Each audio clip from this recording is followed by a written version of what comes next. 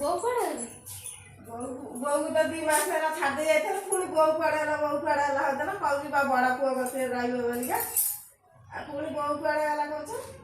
ନାଇଁ ଡାକ ଟିକେ ମୋ ବୋଉ ସହ କଥା ଅଛି। ବୋଉ ଘରେ ଅଛନ୍ତି ବୋଉ ଘରେ ଅଛି। ବୋଉ କାହିଁ ଡାକିବି ବୋଉ ଖାଇ କଣ କାମ ଅଛି? କଥାରେ ବୋଉ ସାଙ୍ଗରେ ଅଛି। ଡାକ ଟିକେ ବୋଉକୁ ଡାକ। କୋଉଠି ଶୋଇଛନ୍ତି? କାହିଁକି ବୋଉ ଶୋଇଛନ୍ତି? ବୋଉ ଘରେ ଅଛି।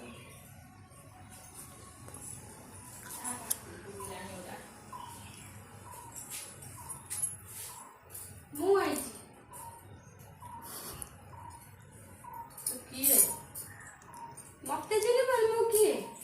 ତତେ କେମିତି ଚିହ୍ନି? ତୁ 2 ମାସ ହେଲା ଧକ୍କା ମାରି ଆଣି ଛାଡ଼ି ଦେଇଗଲୁ। ମୋର ପିଲା ପାଠ ପଢିଲେ ମୋର ବଡ ହେଇଗଲେ ମୋ କାମ ସଇଲା ଆଉ ସବୁଦିନ କଣ ମୋ ପାଖରେ ପଶି ରହିବ? ତମେ ଯା ତମ ବଡ ପୁଅ ପାଖରେ ରହିବ।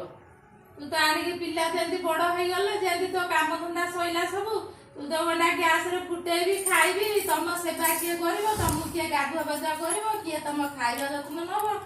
କହିଲୁ ଧକ୍କା କରି ଆଣି ଛାଡ଼ି ଦେଇଗଲୁ। ମୋର ବଡ ବୋଉ ହେଇ ତାର ଆଗରୁ ତ ତୁ ନ ଆସିବା ପୂର୍ବରୁ ସେ ପୁଣି କରୁଥିଲା ନା ନାଇଁ? ତୁ ଛାଡ଼ିଦେଲୁ ସେ ତ ତାର ଆଦରିକି ନେଲା ଆଉ ପୁଣି କଣ ମୋ କତିକି ଆଇଛୁ ଏଇନାକେ? କଣ କାମ ଅଛି ଟିକେ କହିଲୁ ମୁଁ ଶୁଣେ। ଆଉ କି କାମ ରହିଲା? ଛାଡ଼ି ଦେଇଥିଲି ଭୁଲ କଥା ଚାଲ ଆଜି ଆଇଛି ନବାକୁ। ଆଉ କଣ କାମ ଅଛି? ହଁ କାମ ଅଛି। କଣ କାମ ଅଛି ଗଲେ କହିବି ମୋ ସାଙ୍ଗରେ ଆସିଛି। ନାଇଁ କହିଲେ ମୁଁ ଯିବି କହ। ତୁ ଖାସ ଯୋଉଥିପାଇଁ ଡାକୁଛୁ ମୁଁ ଜାଣିଛି। କଣ ଜାଣିଛନ୍ତି ଟିକେ କହିଲେ ମୁଁ ଶୁଣିବି। ମୁଁ ଜାଣିଛି ଠିକ। ଏଇନାକେ କଣ କରିଛୁ ନା ମୁଁ ଶୁଣିଛି କୁଆଡେ କାଲି ଗୋଟେ ଗାଈ ଆଣି ବାନ୍ଧିଛ ଆଉ ଗ୍ୟାସ ନାହିଁ। ବୋଉକୁ ନେଲେ ବୋଉ ଗୋବର ଟିକେ ପାରିଦବ ଆମେ ଜାଳିବୁ ବସିକି।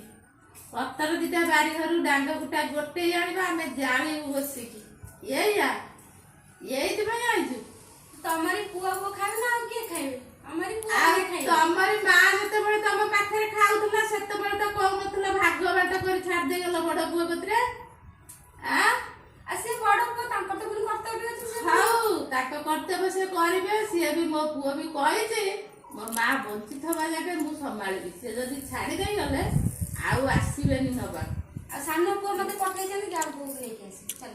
ତୋ ବୋଉଠି ଏଇନା କାମ ଅଛି ହେଇପାରିବନି। ତୁ ନିଜେ ଗୋବର ପାରିବୁ ନିଜେ ଘଷି ଜାଳିବୁ ନିଜେ ଗୋବର କାଢିବୁ ଡାଙ୍ଗ ଗୋଟେଇବୁ ଜାଳିବୁ ଶାଶୁର ମହତ ଜାଣିବୁ ହେଲା। ତୁ ଏତେ ଚାଲାକ ଘର ଝୁଅ ଯା ଯା ଯୋଉ ବାଟେ ଆସି ସେଇ ବାଟେ ଯା। ଯିବନି ନା ପୁଣି କାମ ସରିଯିବ ଯଦି ଗ୍ୟାସ ସବୁ ଲାଗୁ ହେଇଯିବ ସେ ଆଣି ପୁଣି ଛାଡ଼ିଦେବୁ। ସିଏ କହିବ କାହିଁ ଯାଇଥିଲ? ତମେ ମୋ ସାଙ୍ଗେ ଯିବନି ମୁଁ ପୁଅକୁ ଡାକିକି ଆଣିବି। ପୁଅ